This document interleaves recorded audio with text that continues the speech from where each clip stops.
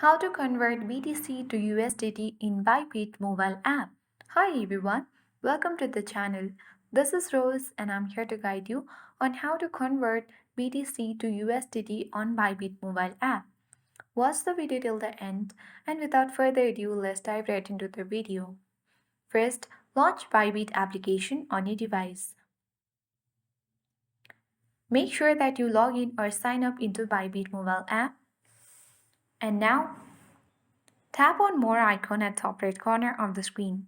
From the Services section, select Buy Crypto. Then you will land on the Buy Crypto section or one-click Buy section.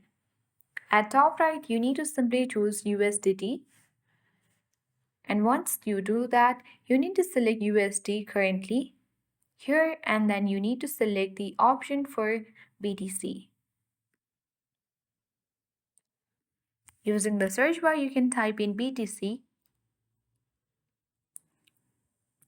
Currently, there is no option for BTC, but if you get the updates of BTC option available, then you need to choose BTC and enter the amount which you want to convert BTC to USDT on ByBit. And after that, tap next, and you have to enter the payment method.